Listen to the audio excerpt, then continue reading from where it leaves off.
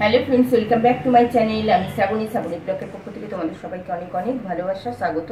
আশা করি তোমরা ভালো আছো, আমিও ভালো আছি, সুস্থ আছি। আজকে যে রেসিপিটা তোমাদের কাছে নিয়ে এসেছি, সেই রেসিপিটা হচ্ছে ডাল শুক্তানি। গরম পড়ে যাচ্ছে, আমাদের একটু ঠান্ডা খাওয়ার দরকার, সেই কারণে আজকে বানিয়ে ফেলছি ডাল শুক্তানি।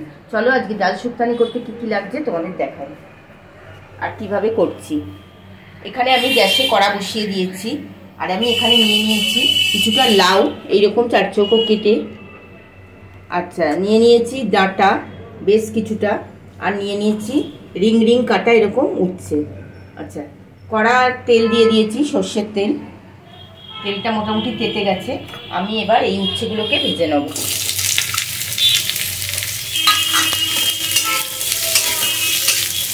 আমি এই উচ্ছের মধ্যে নুন দেবো না, শুধু হলুদ দেবো।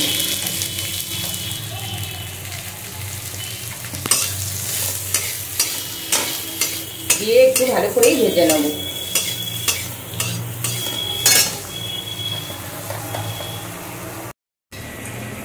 বন্ধুরা, উচ্ছেটা আমার মোটামুটি ভাজা হয়ে গেছে, এবার ডাঁটাগুলোকে আমি দিয়ে দেবো।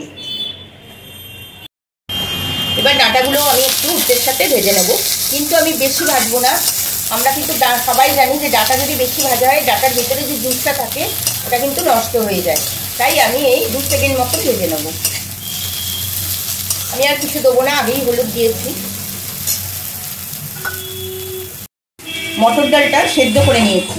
আমি তোমাদের আগেই বলে রাখছি যে এই ডাল শুক্তানি অথবা শুক্তের ডাল, এই ডালটা 2 রকম ডাল দিয়ে করা যায়, মুগের ডাল অথবা মটর ডাল। আমি আজকে তোমাদের কাছে মটর ডাল দিয়ে করে দেখাচ্ছি।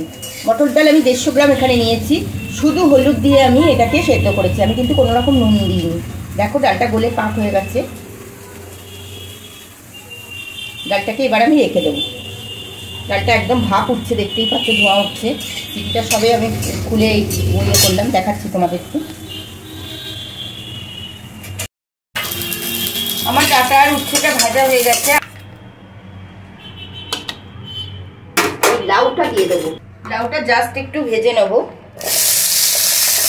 কড়াই তেলে একটু জাস্ট ভেজে নেবো। এতে আমি হলুদ দেবো না। আমার আগে উচ্ছে ভাজার সময় যে হলুদটা ছিল ওটাই ওরকম হলুদ হলুদ একটু লাগছে, কিন্তু আমি হলুদ দেবো না। এখানে দেবো আমি লবণ। লাউতে আমি একটু লবণ দিয়ে দেবো, অল্প করে পরিমাণ মতন লবণ দেবো।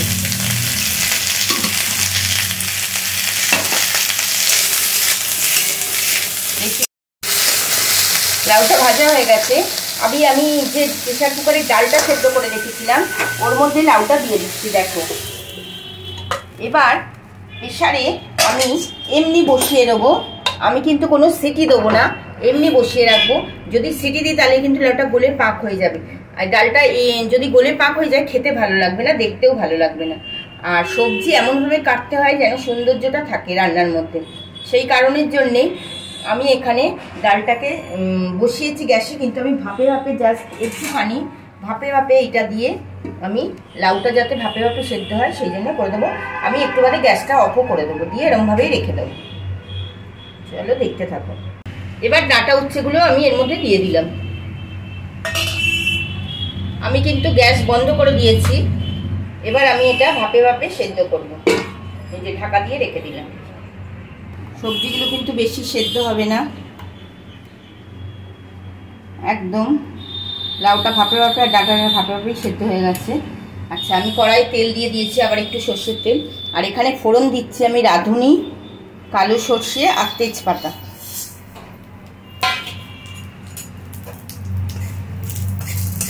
এবার আমি ডালটা দিয়ে দেবো।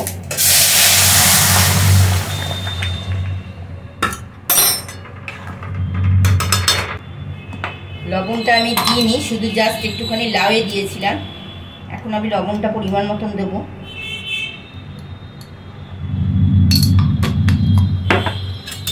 নাড়াচাড়া করে নেব। আচ্ছা, এর সাথে দেবো আমি এখানে 1 চামচ রাঁধুনি বেটে রেখে দিয়েছিলাম, এই রাঁধুনিটা দিয়ে দেবো, রাঁধুনি বাটাটা। একটুখানি আদাকে বেটে মানে গ্রেট করে রেখেছিলাম, সেই আদার চিপে রসটাকে আমি নিয়ে নিয়েছিলাম, সেই রসটাকে আমি দিয়ে দিলাম।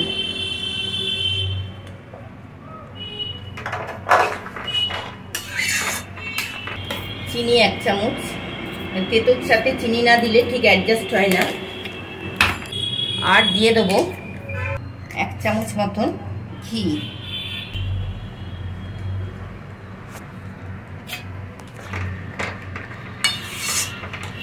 এবার ডালটাকে নামিয়ে নেব। ডাল শুকনানি রেডি। ডাল শুকনানি রেডি হয়ে গেছে। এইভাবে করে খাবে, খুব ভালো লাগবে গরমকালে ভাতের সাথে।